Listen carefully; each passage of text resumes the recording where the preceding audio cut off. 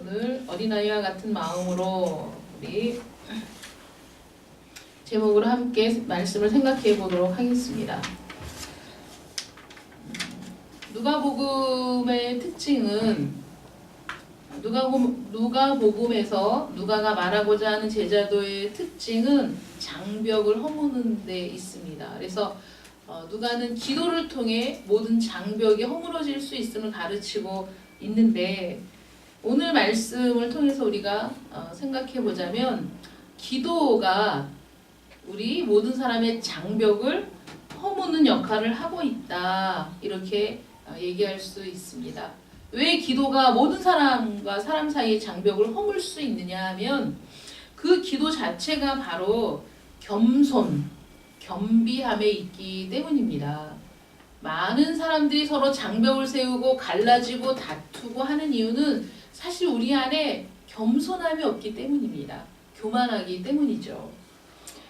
우리가 뉴욕에 가서 정말 너무너무 바빴어요.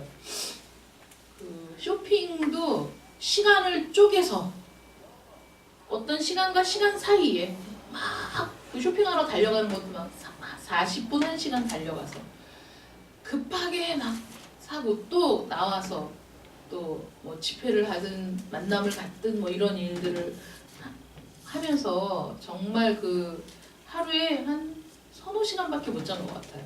그래서 오며 가며 졸다가 밤에는 한 서너 시간 자고 이렇게 일을 했는데, 정말 감사한 것은 많은 사람들이 선교를 간다 그러면 저기 며칠 집회하고 관광 다니겠지, 이렇게 왜곡된 시선으로 바라보는 경우가 많이 있고, 또 그런 경우들도 실제로 있고 뭐 이렇지만, 정말 너무너무 떳떳하게 너무 열심히 일했다, 그렇게 솔직하게 너무 열심히 일했다라고 말할 수밖에 없는 그런 일정이었습니다. 뉴욕 지구를 그들 스스로는 대뉴욕 지구라고 부르더라고요. 그래서 우리가 한참 웃었어요. 대뉴욕 지구. 본인들이 대뉴욕 지구라고 얘기하면서 거기 여어 교역자들이 갈라져가지고 두 개로 이제 갈라져 있는 그런 상황이었어요. 그러니까 이제 한 목사님이 이번 기회를 통해서 나뉘어지고 갈라졌던 사람들이 이번 기회를 통해 하나가 되면 좋겠다라는 생각으로 이쪽에서도 모임을 한번 갖고, 이쪽에 있는 사람들도 집회의 기도자로 세우면서 하나가 되는 방법을 모색했지만, 우리가 본 바로는 결코 이들이 하나가 될 수 없겠다라는 생각을 했어요. 그리고 사실 그들에게서는 어떤 소망을 발견하지 못했습니다. 오히려 지금 이제 전도사 생활을 하고 있고, 또 신학을 하고 싶어 하는 사람들, 마음속에 그런 열망을 갖고 있는 사람들을 통해서 소망을 보고 왔지, 거기 있는 여어 목회자들에게서는 사실 소망은 보지 못했어요. 뉴저지에 있는 여성 목회자 모임에 우리가 갔습니다. 이미 몇 개월 전에 다 설교를 총회장님이 하는 걸로 이제 이미 얘기가 되어 있는 그런 모임이었어요. 그래서 갔는데 자기들은 그날 독서 토론을 하기로 원래 계획되어 있는 날이다, 이렇게 얘기를 하면서 총회장님에게는 설교를 20분만 해주기를 요청을 하더라고요. 사실은 한국에서부터 왔기 때문에 그 시간을 그냥 온전히 설교를 듣고 예배를 하는 것으로 해도 사실 충분한데, 자기네들의 계획을 바꿀 수 없다, 이렇게 얘기를 하면서 겉으로는 웃고 있지만 굉장히 교만한 모습을 봤어요. 그리고 소개도 시키지 않는 거예요. 임원들이 이제 다 갔는데 소개도 시키지 않아요. 그러니까 우리 임원들도 좀 소개를 시켰으면 좋겠다 그랬더니 나중에 위에 올라가서 이렇게 얘기를 하시는데, 위에 올라가서도 소개를 시키지 않고, 거기는 예배 후에 이렇게 음식을 나누는 게 일상적인 문화여서 부흥 집회가 끝나고도 음식을 나누더라고요. 2층에 올라가서 이제 독서 토론을 한다고 하는데, 토마스 아퀴나스의 그리스도를 본받아라는 책을 가지고 토론을 하는데, 흡사, 우리는 이런 사람들이라는 것을 보여주고자 하는 그런 모습들이 이제 많이 있더라고요.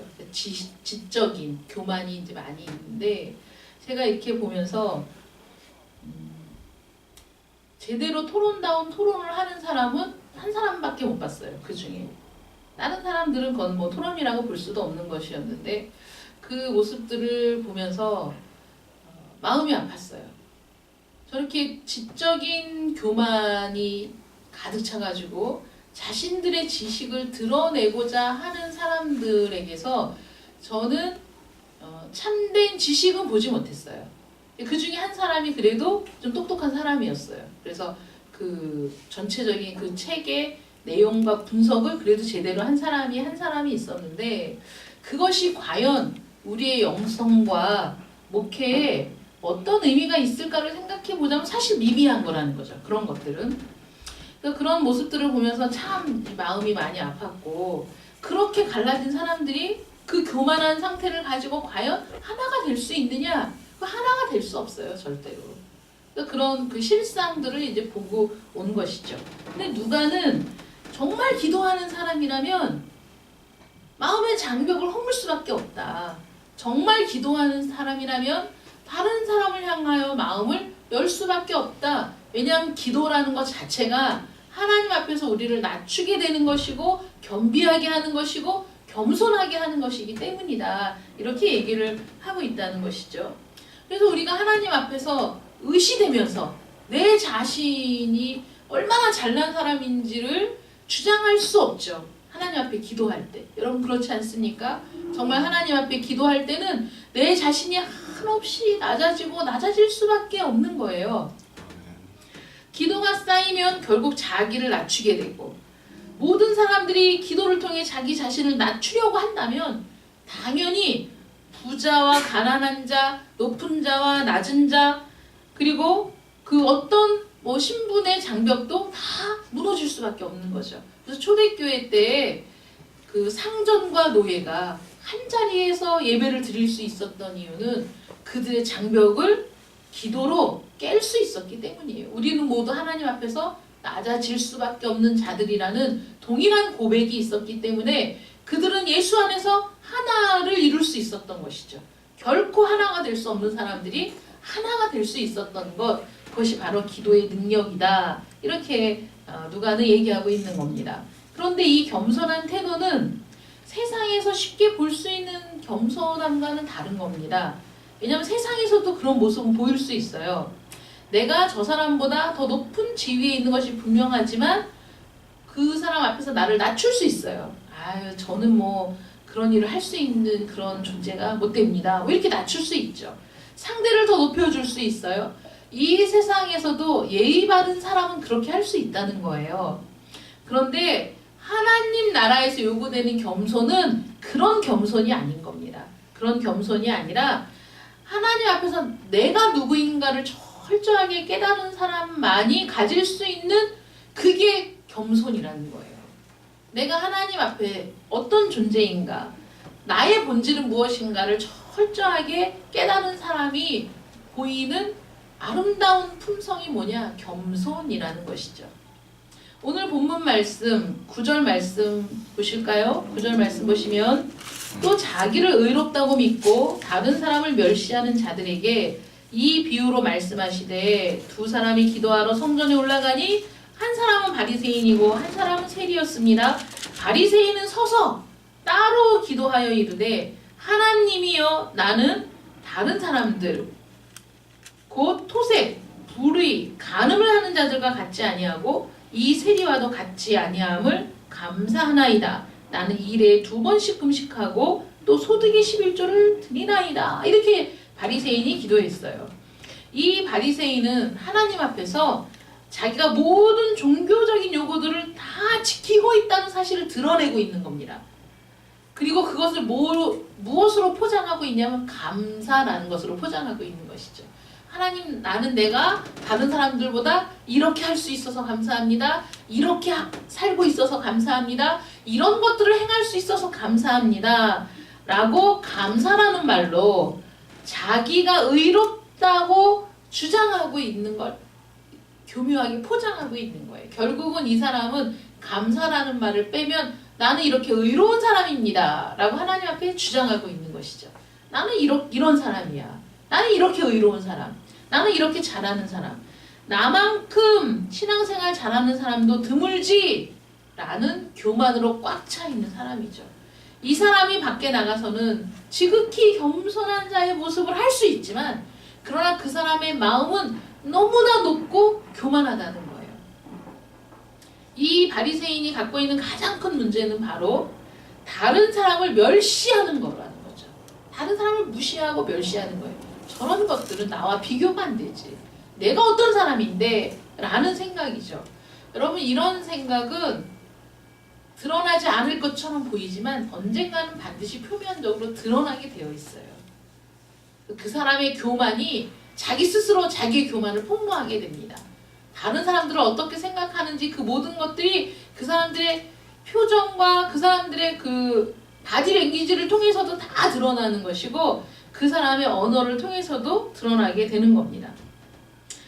다른 사람들과 같지 않다라는 정확하게 지적하자면 바로 이 성전에 기도하러 올라온 저 세리와 내가 같은 사람이 아니라는 것을 이 사람은 감사하고 있는 것이죠.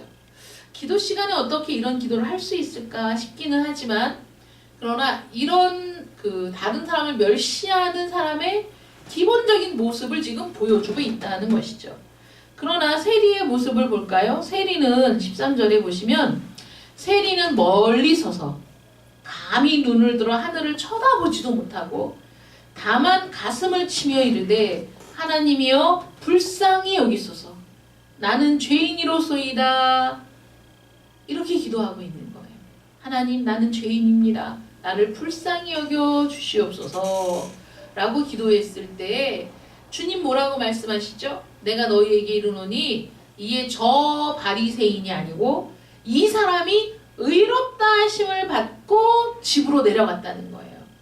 하나님이 누구를 의롭다고 하느냐? 가슴을 치며 하나님 나를 불쌍히 여겨주세요. 나는 죄인입니다. 라고 기도한 그 세리가 의롭다라는 인정을 받았다는 것이죠. 멸시를 당하는 세리, 바리새인뿐만 아니라 그 당시 모든 유대인들 자기 민족으로부터 배척당하고 죄인이라고 손가락질 받고 있던 이 세리는 자기가 그런 자라는 걸 철저하게 인정하고 있는 거예요. 하나님 저는 죄인입니다. 내가 직업이 이래서 내가 하는 일이 이래서 압력에 의해서 어쩔 수 없이 내가 죄를 짓고 사는 그런 형편없는 죄인입니다.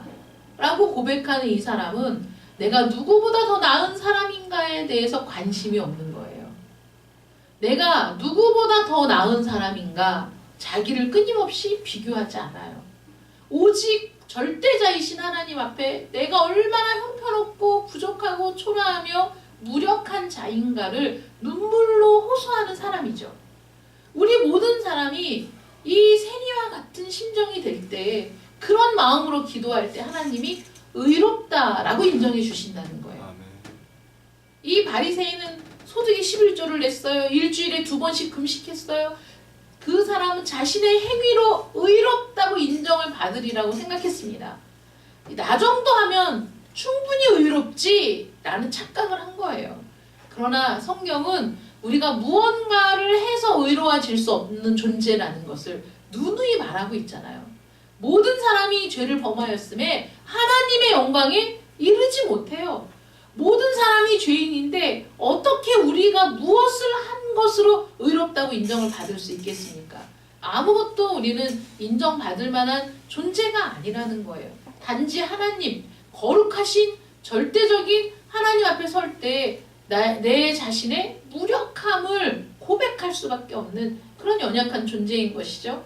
그러나 너무나 감사하게 나의 무력함을 고백할 때 하나님께서는 그것을 기쁘게 받으시고 오히려 하나님의 의를 입혀주시는 것이죠. 우리에게. 그리고 의롭다라고 인정해 주신다는 거예요. 내가 누구보다 더 나은 사람인가를 신경 쓰는 사람은 범사가 피곤한 겁니다. 그런 사람이 자기 의에 사로잡힐 가능성이 많은 거예요. 끊임없이 다른 사람과 비교하면서 내가 더 낫다라는 평가를 받고자 하기 때문에 극도로 피곤하죠. 그런 사람들은 삶의 에너지가 당신은 참 훌륭한 사람입니다. 오늘 보니 당신이 참 뛰어난 사람입니다. 라는 칭찬을 들어야만 삶의 에너지가 충족되고 활력이 생기는 사람이에요. 그렇지 않을 때 그 사람은 비참해지는 겁니다. 그런데 하나님은 우리가 그런 존재로 살기를 원하지 않으세요. 내가 누구보다 더 나은 존재라는 것이 하나님 앞에서 무슨 의미가 있습니까? 여러분들이 하나님 안에서만 유일하고 참된 행복과 안식을 누리는 자들이 되시기를 축원합니다. 그것이 우리에게 정말 중요한 거예요. 제가 미국에 갔을 때 그 목회자들이 새벽마다 돌아가면서 새벽 설교를 하고 이제 기도를 했는데 제가 정말 회개를 많이 했어요. 새벽에, 그러니까 저는 이제 그 예배를 인도해야 되고 기도회를 인도해야 되고 이러다 보니까 여러 가지 상황 속에서 정말 거칠애적인 기도를 할 때가 많이 있는 거예요. 근데 그 거칠애적이라기보다는 그 시간과 이런 거를 조절하면서 하다 보니까 이제 깊이 기도하기가 쉽지 않은 것이죠. 근데 새벽마다 이제 그 교회 성도들은 하나도 안 나와. 하나도 안 나오고 목회자들만 모여서 새벽마다 돌아가면서 설교하고 이제 기도를 하는데 아무래도 목회자들이니까 이제 기도하시는 분들이라 이제 깊이 기도하면서 오래 이제 기도하는 거예요. 거의 막 40분, 1시간씩 새벽마다 기도를 하는데 정말 우리 성도들을 위해서 제가 개척하고 나서 우리 성도들을 위해서 가장 집중적으로 가장 많이 기도한 시간이 이번 그 뉴욕에 갔을 때 그렇게 기도한 거예요. 각 사람의 이름을 불러가면서 정말 집중적으로 눈물을 흘려가면서 막 마음에 하나님이 감동을 주시고 막 눈물이 쏟아지고 한 사람 한 사람을 붙들고 우리 성도들을 위해서 정말 새벽마다 기도했어요. 너무 감사했어요. 그래서 정말 하나님께서 그 성령을 통해서 말씀이 막 깨달아지고 말씀을 하나님께서 막 해석해 주시고 그러면서 기도를 하는데 너무 마음에 기쁜 거예요. 그래서 새벽에 너무 피곤했지만 새벽마다 3시간 자고 4시간 자고 일어나서 내려가서 이제 말씀을 듣고 기도하는데 저는 그 은혜가 너무 커가지고 다른 사람이 무슨 기도를 하는지 다른 사람이 어떤 내용을 기도하는지는 전혀 상관이 없고 오직 하나님과 나 1대1의 그 관계 속에서 하나님 앞에 기도하고 그러는 중에 하나님이 말씀을 다시 해석해 주시고 깨닫게 하셔서 제가 이제 설교할 차례에 그 깨달은 말씀 하나님이 그 동일한 본문을 가지고 제가 그전에도 설교를 했지만 그게 아니라 하나님께서 그 의미를 새롭게 하신 그런 부분들을 가지고 이제 설교했을 때 이제 총회장님께서 나중에 막 기도했는데 둘밖에 안 남았었어요. 그래서 나중에 제가 정리하고 이렇게 올라오는데 총회장님이 그러시는 거예요. 오늘 정말 은혜를 받았다. 다른 사람은 이제 못 들었죠. 정말 은혜를 받았다 그러시면서 기대가 됩니다. 이렇게 이제 말씀을 하셨어요. 근데 저는 그런 말씀을 하셨는데 그 말씀을 듣고 뛸 듯이 기쁘고 그러진 않았어요. 왜냐하면 뭐 총회장님이 부족한 저의 설교를 듣고 은혜 받았다. 정말 기대가 된다라고 말씀해 주신 것은 감사하지만 그것이 내가 하나님 앞에서 나를 높이는 그런 기쁨이 되진 않았어요. 그리고 그것이 하나님이 깨닫게 하신 말씀이기 때문에 그런 거지 제가 무슨 특별한 능력이 있어서 그런 건 아니거든요. 근데 그렇게 예배를 드리고 올라왔을 때 한 분이 너무 성난 얼굴을 하고 하루 종일 툴툴대면서 하루 종일 시비거리를 찾는 것처럼 그렇게 하시는 거예요. 그러더니 결국 마지막 날에 강단에서 저를 향하여 도끼눈을 뜨고 그랬어요 안 그랬어요 막 이러면서 해서 제가 이게 무슨 상황인가 뭐 이랬는데 그 함께 지내는 그 시간 동안에 이렇게 살펴보니까 그분은 항상 다른 사람과 자신을 비교하는 그런 그 연약함이 있었던 거예요. 그러다 보니까 다른 사람이 여러분 그러잖아요. 우리가 누군가를 칭찬할 때 저는 그래서 그 누군가를 칭찬하는 일도 항상 조심해야 돼요. 정말 좋은 부분이 있을 때 아우 참 목사님 그런 부분 정말 좋아요 라고 제가 얘기는 하지만 특히 이 목회자들 사이에 설교와 이런 모든 것들에 대해서 함부로 판단하지도 않고 함부로 거기에 대해서 평가하지도 않습니다. 근데 그런 평가에 목마른 사람들은 다른 사람과 끊임없이 자신을 비교하면서 우리가 그런 분들이 다른 사람을 칭찬할 때 그래도 자기가 우위에 있다고 생각할 때 칭찬하는 거예요. 내가 좀 더 우위에 있다고 생각했을 때 아랫사람이 잘하면 목사님 잘하네 이렇게 칭찬하는 거고 그럴 때는 칭찬할 여유가 있는 거고 정말 그렇지 않고 심각하게 생각될 때에는 그런 칭찬도 할 수 없고 자기 자신을 비참해하면서 하루 종일 우울해하면서 그런 모습을 보이는 거예요. 많은 사람들이 무슨 화나는 일이 있었냐 무슨 일 있었냐 이렇게 물어볼 정도로 그렇게 하는 모습을 보면서 저분이 그 부분에서 자유하지 못해서 그래서 저렇게 스스로 자기 자신을 괴롭게 하고 있구나 그런 생각을 했거든요. 그런 거는 그런 상태에서 나는 못해요 라는 건 절대 겸손이 아닙니다. 그런 게 진짜 하나님이 말씀하시는 겸손은 그게 아니에요.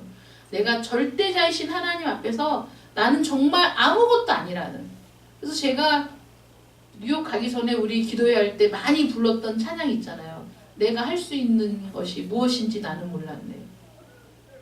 나의 나 된 것은 하나님의 은혜이니. 그 찬양의 가사가 기도하면서 끊임없이 생각나서 제가 기도하면서 그 찬양을 많이 불렀어요. 나의 나 된 것은 하나님의 은혜인 거예요. 내가 이 자리에 설 수 있는 것도 하나님의 은혜인 거예요. 내가 하나님의 말씀을 깨닫고 그 말씀을 증거할 수 있는 것도 하나님의 은혜인 겁니다. 그리고 하나님께서 저에게 깨닫게 하신 것은 성경 말씀에 주인이 돌아왔어요. 종이 허리를 묶고 주인의 시중을 듭니다. 음식 시중을 들고 모든 시중을 다 들어요. 자기는 식사 시간이 지났어도 자기의 식사는 챙길 여력이 없어요. 주인에게 모든 시중을 다 들고 나서도 그 종이 하는 말이 뭐냐면 나는 무익한 종이라는 거예요. 우리가 하나님의 일을 감당할 때 내 생명을 걸고 내 모든 걸 다 걸고 그 일에 헌신했어도 결국 내가 주님 앞에서 고백할 수 있는 오직 한 말은 뭐냐면 주님 저는 무익한 종일 뿐입니다. 내가 할 수 있는 일이 아무것도 없었습니다. 오직 하나님이 하신 일입니다. 라는 고백밖에는 할 것이 없다는 것이죠. 그런데 그것을 깨닫게 하셨을 때 너무 감사한 거예요. 그래서 내가 무익한 종이라는 사실 앞에서 감사할 수밖에 없고 그리고 나는 주님을 만나는 그날까지 무익한 종이어야 하고 어떤 것도 내 것을 주장할 것이 없는 존재여야 한다는 사실이 너무 감사했어요. 그래서 기도하면서 정말 많이 울었어요. 제가 그런 은혜로 충만했기 때문에 또 그런 고백을 하는 거예요. 언제 또 제가 교만할지도 몰라요. 그러나 그래서 우리가 은혜로 살아야 되는 거죠. 그러니까 나는 무익한 종이라는 고백에는 내가 누구보다 더 나은가를 주장하는 게 아닌 거예요. 내가 나에게 주어진 시간에 최선을 다할 뿐인 거예요. 내가 설교를 해야 될 책임이 있을 때 그 설교에 최선을 다하는 것일 뿐이고 내가 찬양 인도를 할 때 최선을 다하는 것일 뿐이에요. 내가 찬양 인도를 하면서 내가 그래도 누구보다 더 낫지 그런 마음으로 하는 게 아닌 거예요. 그래서 목소리가 나오든 나오지 않든 저는 항상 최선을 다해서 찬양을 합니다. 어느 자리에 가든 최선을 다해서 찬양을 해요. 당연히 그래야 한다고 생각하거든요. 그러므로 누구보다 더 나아야 한다. 더 훨씬 좋은 소리를 내야 한다. 그런 압박과 부담 속에 근심 걱정을 하지 않아요.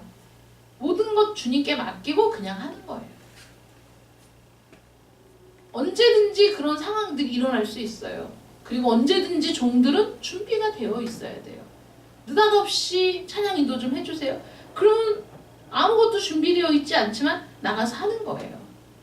그러면서도 언제나 하나님 앞에서 나는 죄인일 뿐임을 고백하는 것이죠. 내 힘으로 할 수 있는 것이 아무것도 없습니다. 하나님 오직 저를 불쌍히 여겨 주십시오. 그리고 하나님 앞에선 나의 모든 죄악이 막 드러나니까 그런 고백을 할 수밖에 없는 것이죠. 예수님은 이 세리가 의롭다 하심을 얻었다고 선언해 주십니다. 즉 자기를 높이는 자는 낮아지는 것이고 자기를 낮추는 자는 높아진다는 것을 가르쳐 주신 것이죠. 그런데 이런 그 말씀 뒤에 사람들이 예수께서 만져주심을 바라고 자기 어린아기를 데리고 오는 장면이 들어가 있어요. 그러면 이 장면은 위에 그 바리새인과 세리의 기도하고 어린아이를 데리고 온 부분은 전혀 다른 다른 색깔의 내용이라는 생각이 들어요. 그런데 우리는 사람의 편의상 이렇게 성경을 보면은 뭐 바리새인과 세리의 비유, 어린아이들을 금하지 말라, 이거는 인간들이 나누어 놓은 섹션에 불과한 거예요. 원래 성경은 이런 부분이 없어요. 그러면 이 어린아이에 대한 부분이 정말 위의 내용과 딱 단절된 상태로 이 부분이 딱 들어가 있느냐. 어린이 주일이라고 해서 그 부분만 딱 가지고 어린아이에 대해서 설교하는데, 사실 이 본문은 바리새인과 세리의 기도에 뒤이어서 그 말씀의 의미를 분명하게 해주는 그 내용입니다. 어떤 거냐면 이 어린아이들은 사회에서 사실 주류가 될 수 없는 자들이죠. 무력하고 연약한 그 존재들입니다. 부모에게는 소중한 존재들이지만 다른 사람들에게는 거치는 존재인 거예요. 여러분, 내 자식은 너무 예쁘지만 그렇다고 내 자식 데리고 식당 가거나 어디 가서 얘가 막 돌아다니고 뭐 막 다른 거 숟가락 두들기고 물컵 엎치려고 그러면 다른 사람들이 좋아합니까? 다른 사람들은 다 싫어해요. 내 새끼만 이쁜 거야, 자기 부모에게만. 어린 아이들이 오면 성가신 겁니다. 성가시고 귀찮은 거죠. 다른 사람들에게는 그렇게 또 중요한 존재도 아니에요, 어린 아이들이. 그런데 예수님은 하나님의 나라는 어린아이와 같은 자의 것이다, 이렇게 말씀하시는 거예요. 이게 세리와 바리새인 그리고 이어진 이 말씀이 과연 무슨 상관이 있는 것인가? 어린아이는 한마디로 낮은 자라는 거예요. 낮은 자. 그리고 이 어린아이들은 자신들이 어른들에 비해서 낮다는 사실에 대해서 굳이 저항하지 않아요. 아닌데? 내가 더 센데? 아닌데? 내가 더 똑똑한데? 그러지 않아요, 어린아이들은. 자기들이 어린아이고 자기들은 어른들보다 힘이 없고 자기들은 어른들의 도움을 받아야 되고 의지해야 된다는 사실을 잘 알고 있어요, 아이들은. 다른 사람들에게 특별히 기여하지 못하죠. 아이들이 뭘 할 수 있겠어요, 어린아이들이. 손만 가는 거죠. 어른들의 손이 많이 가야 되는 존재가 어린이지 얘네들이 뭔가를 독자적으로 할 수 있는 일이 없는 겁니다. 본질적으로 힘이 없는 존재들이죠. 그런데 예수님은 하나님의 나라는 바로 이런 자들, 자신이 무력하다는 것을 인정하는 자들, 그리고 자신들이 낮은 자라는 사실에 대해서 인정하는 자들이 가는 곳이 어디냐? 거기가 하나님의 나라다 라고 말씀하시는 거예요. 그래서 세리나 어린아이들은 자기들이 실제로는 의롭다거나 힘이 있다는 생각을 하는 사람들이 아니라는 것이죠. 그러므로 전혀 다른 내용이 아니라 사실은 예수님은 같은 맥락에서 지금 말씀을 하고 계시다는 겁니다. 하나님의 나라에 합당한 사람이 누구입니까? 자기가 죄인임을 뼈저리게 느끼는 사람입니다. 아멘. 하나님 나라에 합당한 사람이 누구입니까? 내가 지금까지 해온 모든 일들이 사실은 별 쓸모가 없는 거라는 걸 인정하는 사람이에요. 나는 무력한 사람입니다, 하나님. 내가 할 수 있는 일이 무엇인지도 모르는 사람입니다. 내가 할 수 있는 일이 없는 사람입니다. 나는 하나님 나라에 전혀 정말 무가치한 존재였습니다 라는 것을 고백하고 인정하는 사람들이라는 거예요. 나의 죄인됨과 부족함을 철저하게 깨닫는 것이 신앙의 본질이라는 것이죠. 우리 신앙의 본질이 무엇입니까? 내가 이렇게 했고 내가 저렇게 했고 내가 이런 사람이고, 그건 신앙의 본질일 수 없다는 거예요. 나는 철저하게 무력하고 나는 철저하게 죄인이고 나는 철저하게 낮은 자임을 고백하는 자들에게 임하는 하나님의 은혜가 구원이라는 것이죠.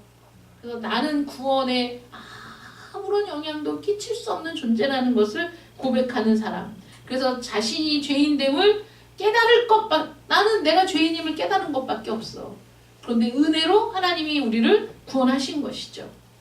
그런 사람들이 모여 있는 곳이 바로 교회라는 거예요. 그런 사람들을 높여주는 것이 또 교회라는 거예요. 높아지고자 하는 자는 낮아지는 곳, 낮아지고자 하는 사람은 높아지는 곳, 그것이 바로 교회라는 거예요. 그것이 바로 하나님의 나라라는 것이죠. 자신들은 낮은 곳에서 일하려고 하는 사람들, 자기 자신을 끊임없이 낮추는 사람들이, 그런 사람들을 알아보고 높여주는 곳이 바로 교회라고 한다면, 지난 20년 동안, 10년 동안에 한국교회의 우리 모든 성도들은 많은 스타 강사, 스타 목사들이 막 생겨났고, 그 다음에 그 스타 목사들이 몰락하는 것들도 우리는 봐야 했어요. 너무 유명하고 너무 훌륭하다고 생각했는데 하루아침에 곤두박질 치는 그런 유명한 사람들을 많이 보면서 교회가 과연 이런 곳인가 라는 회의가 들고, 그리고 저런 사람이 목사일 수 있을까라는 불신 속에서 교회를 떠나는 이들도 많이 있었습니다. 그런데 성경의 진리 위에 세워진 것이 아니라 한 사람의 스타 목사 위에 세워진 교회는 언제든지 몰락할 수밖에 없다는 사실을 우리가 깨달았다는 것도 정말 중요한 소득이라고 할 수 있는 것이죠. 제가 들었는데 우리는 이제 교회를 비우고 선교를 떠났습니다. 교회를 비웠기 때문에 항상 마음이 교회에 있고 성도들을 위해서 더 간절하게 기도하고 그런 시간을 보내면서 우리는 이제 교회 얘기를 할 수밖에 없는 것이죠. 근데 어떤 분이 그런 얘기를 하시는 거예요. 정말 유명한 한 목사님 교회는 그 목사님이 선교를 가셔서 그 주일에 설교를 못 하신다 그러면 1000명이 교회를 안 온대요. 1000명이 다른 교회로 설교를 들으러 간대요. 여러분, 이게 있을 수 있는 일입니까? 유명한 사람의 좋은 설교를 듣기 위해 교회를 가는 게 아닙니다. 그건 교회가 아닙니다. 성도가 아닙니다. 여러분 한 사람 한 사람이 하나님의 성전이고 교회라는 사실을 잊으면 안 되는 거예요. 담임 목사가 외국에 나가서 강단을 지킬 수 없을 때 성도들은 사실 더 최선을 다해서 함께 모이기를 힘써야죠. 함께 모이고 더 기도하고 마음을 같이 해야 되는 거예요. 단순히 정말 유명한 어떤 목사님의 설교를 듣기 위해 자기의 귀를 만족시키기 위해 교회를 간다면 그 사람이 어떻게 성도이며 그 사람이 어떻게 그 교회의 교인일 수 있겠습니까? 너무 가슴 아픈 현실이죠. 그 1000명은 도대체 어디가 있는 겁니까? 그 주일에. 그럼 그 교회가 자기 교회입니까? 자기가 섬기는 교회, 자기가 한 공동체로 묶여있는 교회라고 생각하는 겁니까? 그렇지 않다고 생각합니다. 스타 목사들이 생겼다면 스타 목사들의 설교로 귀를 즐겁게 하는 것으로 만족하는 그런 떨거지들도 많이 생겼다고 봐야죠. 그건 떨거지라고 말해야 돼요. 그건 성도라고 말할 수가 없는 겁니다. 자기를 높이려고 애쓰는 사람들, 그런 사람들은 언젠가는 속절없이 다 무너질 겁니다. 부서질 거예요. 왜 그런지 아세요? 하나님은 바벨탑을 사람들이 지을 때 어느 한 정점에 바벨탑을 다 무너뜨려 버렸어요. 사람들을 다 흩어버리셨어요. 바벨탑은 무너져야 됩니다. 다 무너져야 돼요. 여러분, 우리가 마가복음 말씀을 묵상할 때 제자가 예수님께 얘기하죠. 주님, 저 돌들이 어떠합니까? 저 성전이 어떠합니까? 너무 아름답지 않습니까? 야, 네가 이 돌들을 보느냐? 돌 위에 돌 하나도 남지 않고 다 무너질 것이다. 예루살렘 성전이 왜 무너져야 합니까? 하나님이 임재하지 않는 곳, 하나님이 주인되지 않는 곳은 성전일 수 없기 때문입니다. 아무리 아름다운 성전도 돌 위에 돌 하나도 남지 않고 다 무너져야 되는 거예요. 하나님이 안 계신 성전은 우상일 뿐입니다. 하나님이 안 계신 마음은 우상 덩어리일 수밖에 없는 거예요. 예수를 믿는다고 하면서도 정확한 말씀, 진리의 말씀 위에 내 신앙이 세워지지 않고 자기 교만과 자기 기만과 위선 위에 내가 무언가를 쌓는다면 그건 전부 다 무너져야 될 것일 뿐이라는 거예요. 다 무너져야 되는 거예요. 다. 미국에 가서 집회를 위해 기도할 때 마귀의 견고한 진이 다 무너져서 성령의 역사가 일어나게 해달라고 우리가 다 기도했어요. 제가 하나님 앞에 새벽에 기도하면서 하나님, 마귀의 견고한 진이 무엇입니까? 우리는 마귀의 견고한 진이라고 기도하면 우리가 아닌 외부의 어떤 세력이 견고하게 진을 쳐서 우리 성도들이 하나님이 부어주신 은혜를 받지 못하게 하고 성령으로 충만하지 못하게 한다는 생각을 하면서 우리의 적은 우리가 볼 수 없는 가상의 마귀가 가상의 진을 치고 있어서 우리가 그래서 은혜를 받지 못한다고 생각할 수 있지만 하나님이 저에게 깨닫게 하셨어요. 그것이 아니라는 거예요. 그것이 마귀의 견고한 진이 아니라 각 사람의 마음속에 세워져 있는 교만의 탑이, 불신의 탑이, 또 불순종의 탑이 바로 마귀의 견고한 진이라는 거죠. 우리의 교만 위에 견고한 진을 치는 거예요. 마귀가. 우리의 불순종을 통해 우리 심령 안에 견고한 진을 만드는 겁니다. 그래서 앉아있지만 말씀을 들어도 깨닫지 못해. 말씀을 들어도 성령의 역사가 일어나지 않아. 냉담한 마음으로, 완전히 거부하는 마음으로 앉아있는데 무슨 은혜가 임하겠어요. 여자 목사가 설교를 해봤자 지 하고 남자 목회자들이 앉아가지고 카톡하고 있더라니까요.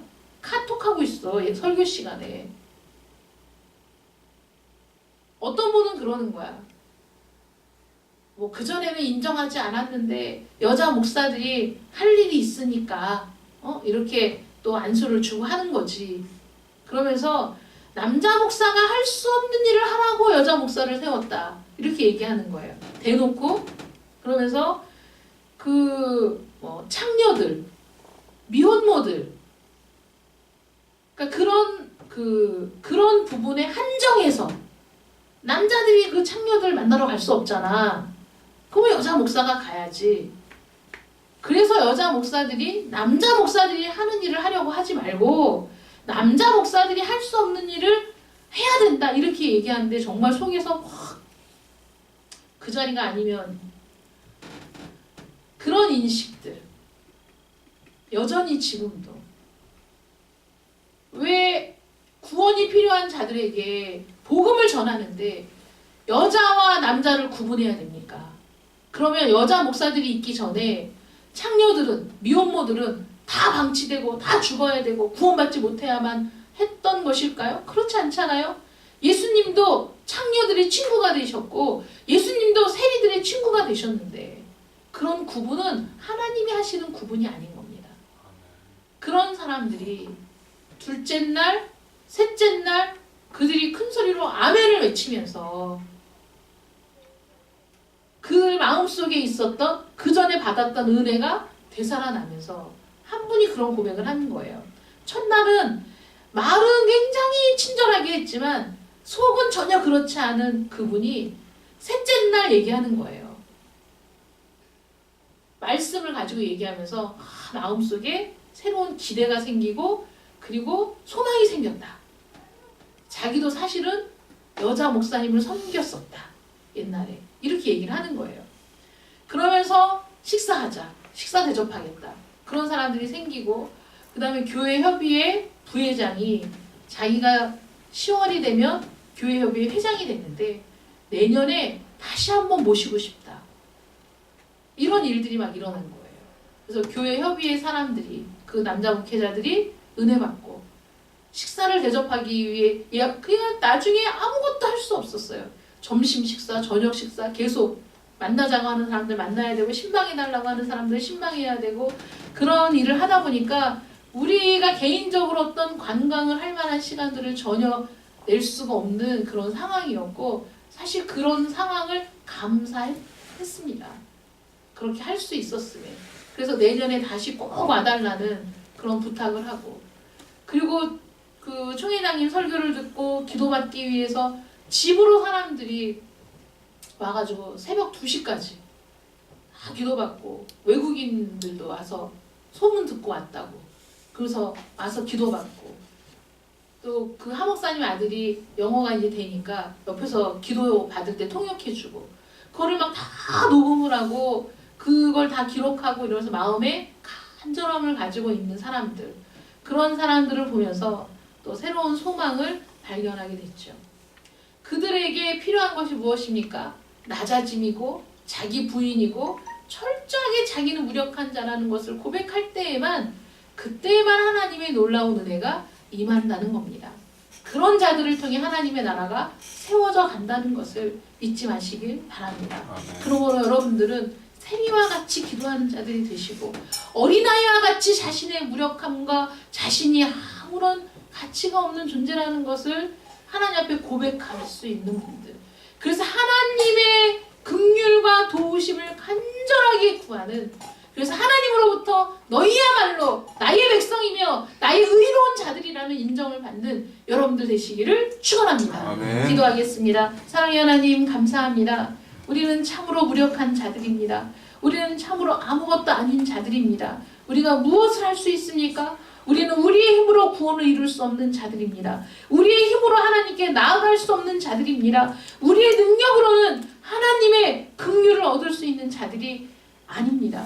하나님, 오직 우리가 그렇게 하나님의 긍휼을 바라야 하는 그런 어리석고 무능한 자들임을 고백할 때 그리고 하나님의 긍휼을 간절히 원할 때 하나님께서는 그런 우리들을 향하여 의롭다고 인정해 주시니 하나님 참으로 하나님의 의로운 백성이 되어 하나님을 기뻐하고 즐거워하는 복된 삶을 살아가게 하여 주시옵소서. 아멘. 바리새인과 같이 자기의 의를 드러내는 자들이 아니라 누가 나보다 더 나은 자인가를 늘 끊임없이 생각하며 비참하게 사는 자들이 아니라 오직 하나님의 은혜를 갈망하며 하나님 앞에서 무능함을 고백하고 도우심을 간구하는 자들 되게 하여 주시옵소서. 아멘. 그래서 하나님이 공급해 주시는 은혜를 가지고 그 은혜를 통해 복된 삶을 이어가며 그리고 하나님의 몸된 교회를 이루어가는 우리 모든 성도들이 되게 하여 주시옵소서. 아멘. 예수님의 이름으로 기도드립니다. 아멘. 아멘.